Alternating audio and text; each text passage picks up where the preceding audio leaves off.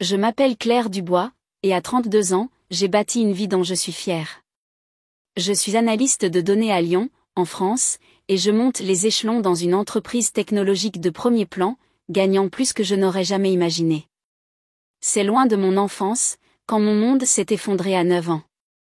Ma mère a quitté mon père et moi après leur divorce, nous laissant nous débrouiller seuls. J'ai travaillé dur, me suis battue pour chaque opportunité, et je pensais avoir laissé cette douleur derrière moi. Mais un soir d'automne, tout a changé.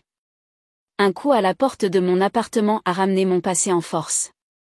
Ma mère avait d'une manière ou d'une autre découvert combien je gagnais, et elle s'est présentée avec mon demi-frère gâté, exigeant que je lui remette une fortune.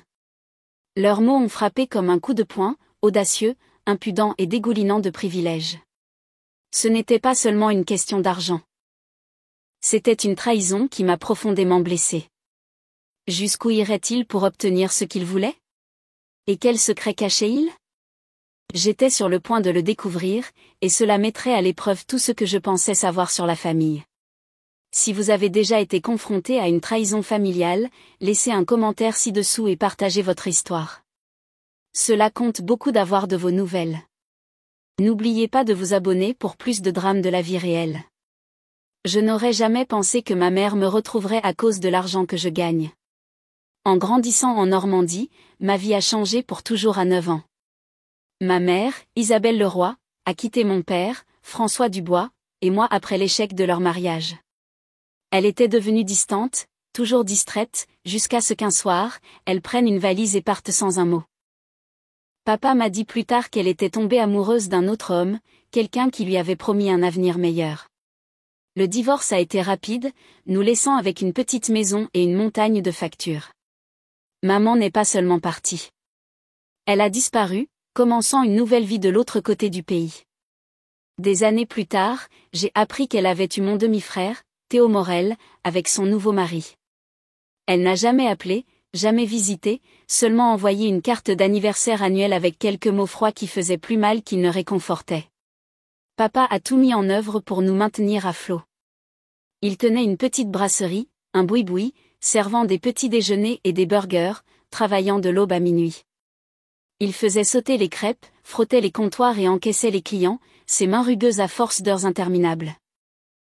La brasserie survivait à peine, certains jours, il rapportait moins de 50 € après les dépenses.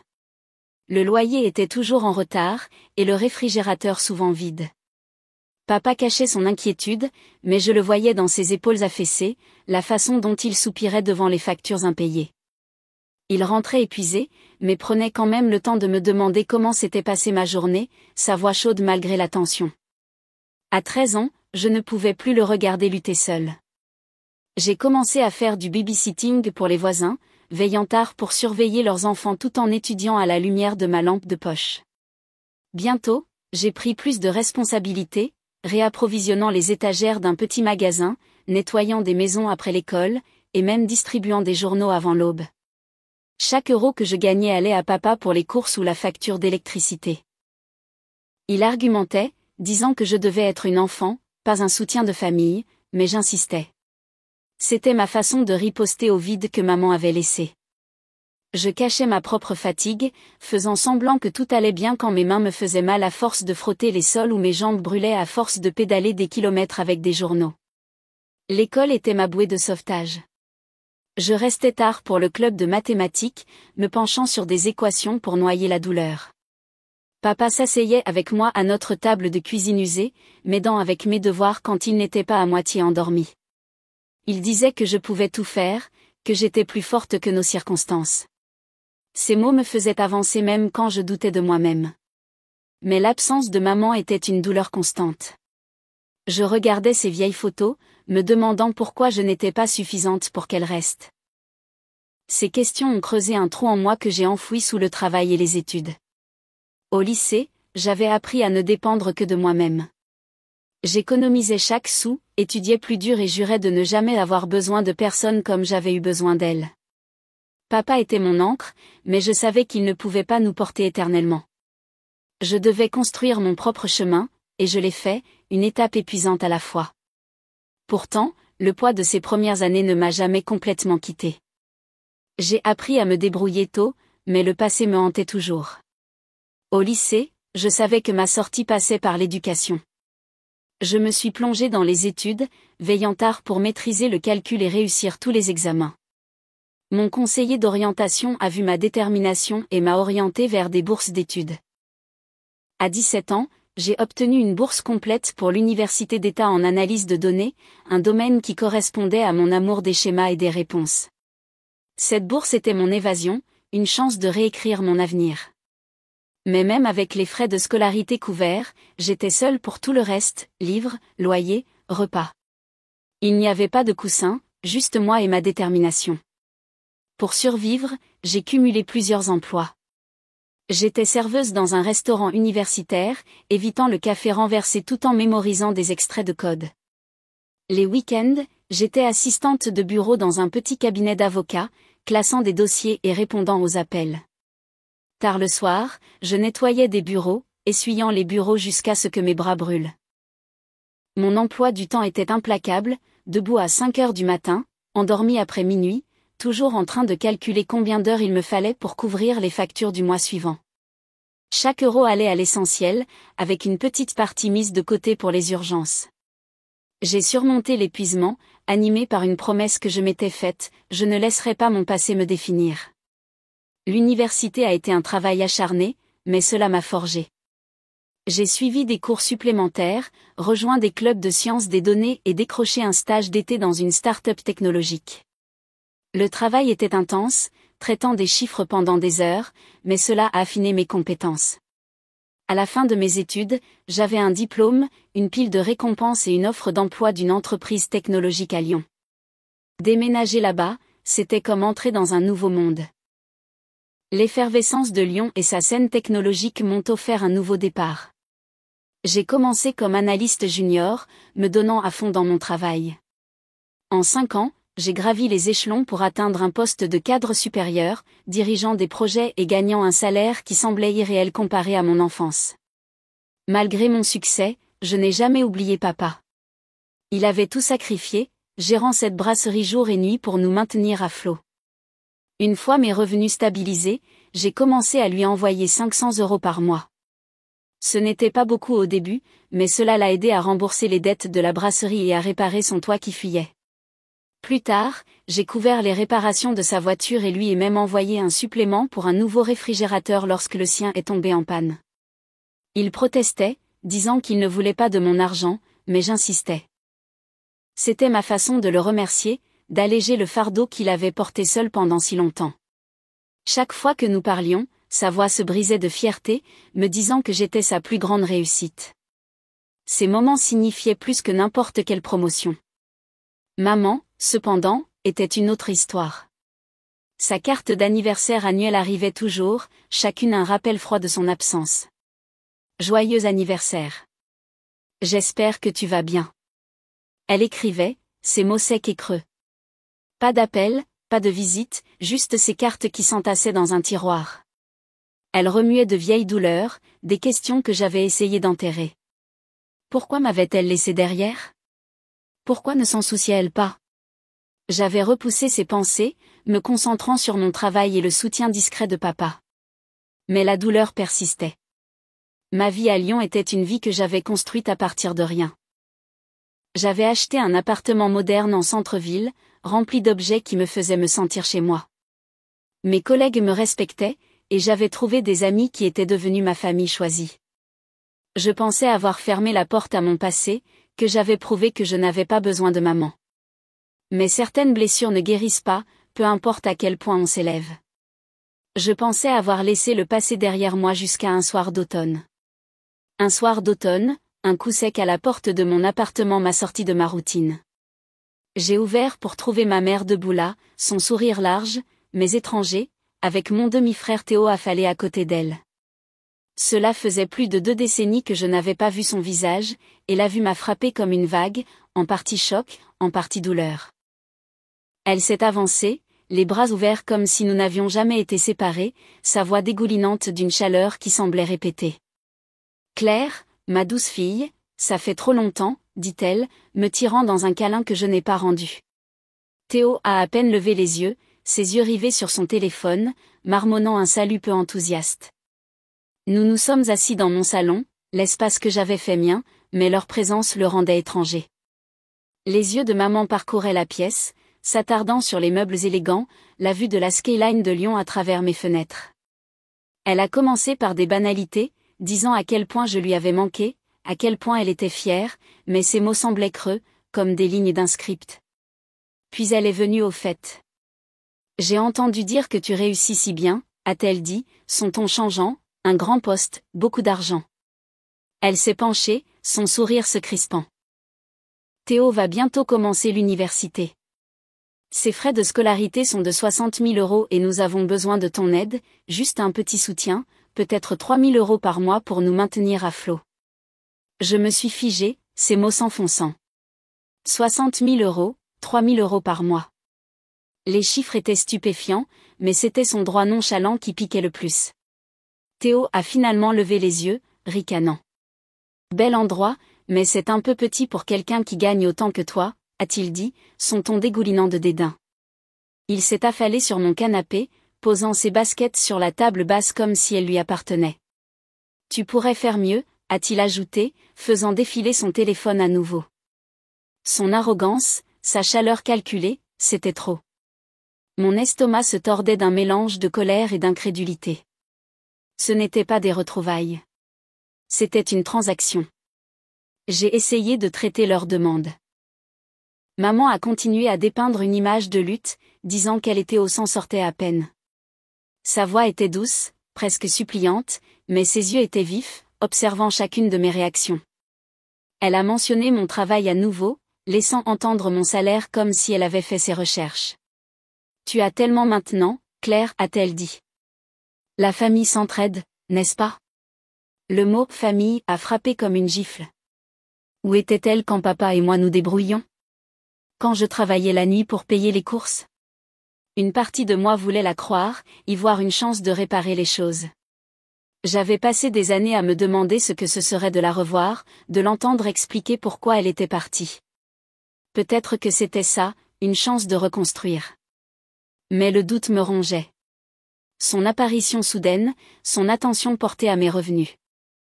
Cela semblait trop opportun. L'attitude de Théo n'aidait pas. Il a interrompu son histoire larmoyante pour se plaindre de sa misérable chambre d'étudiant, disant qu'il méritait une meilleure voiture pour s'intégrer à l'université. Son sentiment de droit était le reflet du sien, et cela me donnait des frissons. J'ai gardé ma voix stable, leur demandant comment ils m'avaient trouvé. Maman a balayé ça d'un revers de main, disant qu'elle avait entendu des choses par d'anciens amis. Son imprécision a déclenché des alarmes dans ma tête. Je leur ai dit que j'aurais besoin de temps pour réfléchir, que 60 000 € n'était pas quelque chose que je pouvais simplement donner. Le sourire de maman a vacillé, et Théo a ricané, marmonnant quelque chose à mon sujet, me traitant de radine. Ils sont partis peu après, maman promettant d'appeler, son étreinte un peu trop longue. J'ai fermé la porte, le cœur battant, partagé entre la colère et une lueur d'espoir.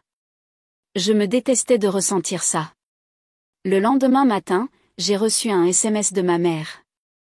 J'ai accepté de retrouver ma mère et Théo dans un café animé de Lyon, espérant avoir des éclaircissements après leur visite à mon appartement. L'endroit était bondé, le murmure des conversations se mêlant au tintement des tasses de café. Je les ai repérés à une table de coin. Maman avec son sourire étudié. Théo affalé avec son téléphone à la main. Mon estomac s'est noué en m'asseyant, leur présence me ramenant à un passé que j'avais lutté pour laisser derrière moi. Je voulais des réponses, peut-être même un vrai lien, mais leurs yeux me disaient que ce n'était pas une question de famille. Maman a commencé d'un ton doux, ses mots dégoulinant de fausse chaleur. « Claire, tu m'as tellement manqué », a-t-elle dit, tendant la main vers la mienne. Je me suis retirée, restant sur mes gardes. Elle s'est lancée dans une histoire expliquant pourquoi elle était partie toutes ces années, sa voix tremblant juste assez pour paraître sincère. Ton père m'a empêché de rester en contact, a-t-elle affirmé, ses yeux grands ouverts d'une tristesse feinte. Il m'a rejetée, t'a tenu loin de moi. J'ai essayé, Claire, j'ai vraiment essayé. Ces mensonges ont frappé fort, tordant la vérité que je connaissais trop bien. Papa l'avait supplié d'appeler, de visiter, mais elle avait choisi sa nouvelle vie plutôt que nous. La trahison faisait encore plus mal maintenant que quand j'étais enfant. Je suis restée silencieuse, la laissant parler. Elle s'est présentée comme une victime, disant qu'elle avait lutté depuis le divorce, s'en sortant à peine. L'avenir de Théo est en jeu, a-t-elle dit, son ton passant à l'urgence. Nous avons besoin de ton aide pour qu'il aille à l'université. Avant que je ne puisse répondre, Théo a ajouté, sa voix pleine de suffisance. Oui, j'ai besoin d'une voiture pour me déplacer sur le campus, a-t-il dit, sans même lever les yeux. Quelque chose de bien, comme une Mustang. Et un nouveau téléphone. Celui-ci est nul. Ses exigences étaient absurdes. Une voiture à 30 000 € et un téléphone à 1 000 €. Comme si je lui devais un style de vie que je n'avais jamais eu. J'ai serré ma tasse de café, la colère montant. Vous demandez une voiture et un téléphone en plus des 60 000 €, dis-je, ma voix ferme mais tranchante. Théo roula des yeux. Tu es pleine Osa, Claire. Qu'est-ce que ça peut faire, lança-t-il, jetant son téléphone sur la table. Maman intervint, son ton suppliant maintenant. Nous sommes une famille, Claire. Tu as tellement maintenant. Ne peux-tu pas partager un peu ? Ces mots faisaient écho à sa visite à l'appartement, mais maintenant il semblait plus désespéré, plus calculé. Je voyais à travers son jeu, la façon dont elle s'appuyait sur la famille pour me culpabiliser et me faire céder. Je pris une profonde inspiration, mon esprit en ébullition. J'ai travaillé pour tout ce que j'ai, dis-je, ma voix ferme. Papa et moi n'avions rien après ton départ. Je ne suis pas une banque. Le visage de maman se durcit. Son masque glissa. Tu es si égoïste, cracha-t-elle. Je t'ai donné la vie et c'est ainsi que tu me remercies. Son accusation me blessa profondément, ravivant de vieilles blessures, mais je ne la laisserai pas me manipuler. Théo ricana, marmonnant, il fallait sans douter que tu serais comme ça. Papa avait raison à ton sujet. Ces mots étaient un coup, insinuant que le mari de maman lui avait bourré la tête de mensonges à mon sujet. L'argument dégénéra rapidement. Maman éleva la voix, me blâmant pour son absence. Si tu avais pris contact, les choses auraient pu être différentes, dit-elle, ses yeux étincelants de colère. Je ripostai, tu es parti quand j'avais 9 ans. Tu as envoyé des cartes, pas des appels. Ne me mets pas ça sur le dos. Mon cœur battait la chamade, des années de douleur se déversant. Théo intervint, criant que j'étais trop bien pour eux, que je leur devais tout ce qu'ils avaient traversé. Le café devint silencieux, les regards tournés vers nous, mais je m'en fichais. Je me levai, ma chaise raclant le sol. J'en ai assez, dis-je, ma voix tremblante de rage. Je ne vous dois rien. Maman me saisit le bras, sa prise ferme. Tu le regretteras, Claire, siffla-t-elle, son visage tordu de frustration. Je me suis dégagée, sortant sans un regard en arrière, leur voix s'estompant derrière moi. Ma poitrine me faisait mal d'un mélange de fureur et de chagrin. J'avais voulu croire que maman aurait pu changer, mais elle était la même, se servant de moi tout comme elle s'était servie de papa. Le droit de Théo ne faisait qu'empirer les choses. Je suis rentrée chez moi, mais il n'avait pas encore fini. Cet après-midi-là, l'interphone de mon appartement a sonné, me tirant d'une tentative agitée de travailler. J'ai ouvert la porte pour trouver maman et Théo à nouveau là, sans invitation. Le sourire de maman était plus serré qu'avant, ses yeux papillonnant nerveusement. Théo était appuyé contre le mur, faisant défiler son téléphone, son expression ennuyée, mais expectante.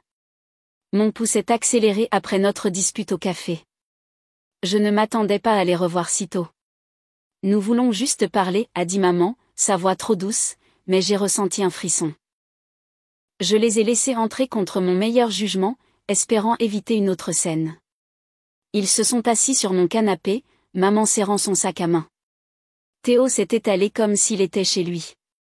Je suis restée près du comptoir de la cuisine, les bras croisés, les observant attentivement. Maman a commencé par des banalités, posant des questions sur mon travail, mais ces questions étaient trop précises, combien je gagnais, comment je gérais mon argent. Puis elle a viré, son ton tranchant. Tu réussis si bien, Claire, a-t-elle dit. Pourquoi ne peux-tu pas nous aider ? Théo mérite une chance. Théo a hoché la tête, marmonnant. Oui, ce n'est pas comme si tu étais fauché. Leur insistance ressemblait à un piège, et j'ai gardé mes réponses vagues, mon malaise grandissant. Je me suis éloignée pour prendre de l'eau, les laissant brièvement. Quand je suis revenue, Théo était à mon bureau, l'écran de mon ordinateur portable allumé. Mon cœur s'est serré. Il cliquait dans mon navigateur, mon application bancaire ouverte. « Qu'est-ce que tu fais ?» ai-je dit, me précipitant. Théo a haussé les épaules, imperturbable. « Juste en train de regarder » a-t-il dit, souriant. Maman est intervenue, sa voix défensive. Nous étions juste curieux, Claire. Tu as tellement. Pourquoi le cacher? Ces mots ont confirmé mes pires craintes. Ils en voulaient à mes comptes. J'ai arraché l'ordinateur portable, mes mains tremblantes. Tu ne touches pas à mes affaires, ai-je dit, ma voix basse mais ferme. J'ai vérifié l'écran. Mon tableau de bord financier avait été ouvert. Les tentatives de connexion enregistrées. Mon esprit s'est tourné vers papa. Maman avait mentionné avoir entendu des choses sur mes revenus. Et maintenant ça. J'ai ouvert mon email, le cœur battant, et j'ai vu un message transféré du compte de papa détaillant mon travail et mon salaire, envoyé à l'adresse de maman. Elle avait piraté son email, utilisé sa confiance pour fouiller dans ma vie. La trahison a frappé comme un coup de poing. Non seulement pour moi, mais pour papa, qui n'avait jamais trahi sa confiance. Tu as piraté l'email de papa, ai-je exigé, me tournant vers maman. Son visage a pâli, mais elle n'a pas nié. Au lieu de cela, elle a lancé « Ton père est un échec », Claire, a-t-elle craché, gérant cette brasserie pathétique, t'entraînant avec lui. Je devais savoir comment tu avais si bien réussi. Ces mots étaient du venin, déchirant l'homme qui m'avait élevé seul. Théo a ricané, ajoutant « Oui, c'est un perdant. Tu vaux mieux que ça. » Leur cruauté a allumé quelque chose en moi. Je me suis avancée vers eux, ma voix stable malgré ma rage. « Sortez ou j'appelle la police » ai-je dit, brandissant mon téléphone. Les yeux de maman se sont écarquillés, son sang-froid se fissurant. « Tu appellerais les flics pour ta propre mère » a-t-elle sifflé, se levant. Théo a ricané, jetant son téléphone sur le canapé. « Détends-toi, ce n'est pas si grave, dit-il, mais sa voix tremblait. Je n'ai pas reculé. Vous avez piraté l'email de papa et avez essayé d'accéder à mes comptes. C'est assez grave, dis-je, composant le 17, numéro d'urgence de la police en France, mais sans appuyer sur appel. Maman attrapa le bras de Théo, le tirant vers la porte. Tu fais une erreur, Claire, me prévint-elle, sa voix froide. Nous n'avons pas fini. Ils sortirent en trombe, laissant l'air lourd de tension. Je verrouillai la porte, mes mains tremblant toujours, et m'assis devant mon ordinateur portable. Les journaux le confirmaient. Plusieurs tentatives de connexion infructueuses. Un onglet de navigateur ouvert sur la page de réinitialisation du mot de passe de ma banque. Ma formation en analyse de données me rendait méticuleuse. Je savais qu'ils avaient fouillé pour obtenir des détails financiers. Le piratage de l'email de papa par maman n'était pas seulement une violation. C'était la preuve qu'elle ne s'était jamais souciée de nous, seulement de ce qu'elle pouvait prendre. Le poids de ses actions s'abattit sur moi, un mélange de fureur et de trahison. Je devais savoir jusqu'où elle était allée. J'ai appelé mon père pour vérifier la vérité. Juste après leur visite, j'ai composé le numéro de papa, mes mains tremblant encore à cause de l'intrusion de maman. Quand il a répondu, sa voix était chaleureuse mais fatiguée, et je détestais ajouter à ses fardeaux. Je lui ai parlé du piratage de son email par maman, de ses mensonges sur le fait qu'il la tenait éloignée, et de leur tentative d'accéder à mes comptes. Elle t'a menti, papa, dis-je, ma voix tendue de colère. Il a soupiré, pas surpris. C'est Isabelle, a-t-il dit doucement. Elle a toujours tordu les choses à son avantage. Il a confirmé que son email avait été compromis. Quelqu'un avait changé son mot de passe il y a des semaines. Cela m'a brisé d'entendre comment elle avait à nouveau violé sa confiance, mais cela a renforcé ma détermination à nous protéger tous les deux. J'ai contacté mon avocat, maître Marc Mercier, le lendemain. Marc était vif, méthodique et ne mâchait pas ses mots. C'est grave, Claire, a-t-il dit, examinant mes preuves, capture d'écran des tentatives de connexion, l'email transféré du compte de papa. Nous avons déposé une demande d'ordonnance restrictive au tribunal de Lyon, citant l'accès non autorisé de maman et la complicité de Théo. Le processus a été épuisant, avec des paperasseries et des audiences, mais Marc m'a guidé. En quelques semaines, le tribunal a accordé une ordonnance restrictive permanente contre maman et Théo, leur interdisant de me contacter ou de s'approcher de mon domicile. La décision du juge a été comme un poids soulevé, un bouclier juridique contre leur manigance. Quelques jours plus tard, j'ai reçu une notification de ma banque. Quelqu'un avait tenté de transférer 10 000 € de mon épargne, déclenchant un blocage d'authentification à 2 facteurs. Je savais que c'était ma mère, toujours en train de fouiller malgré l'ordonnance. Mes comptes étaient bien verrouillés grâce à la sécurité que j'avais mise en place en tant qu'analyste de données. Son échec m'a donné une satisfaction sombre, mais cela m'a aussi laissé vide. Elle ne cherchait pas seulement de l'argent, elle voulait défaire tout ce que j'avais construit. J'ai signalé la tentative à Marc, qui a déposé une suite auprès du tribunal, s'assurant que ma mère ferait face à des conséquences si elle réessayait.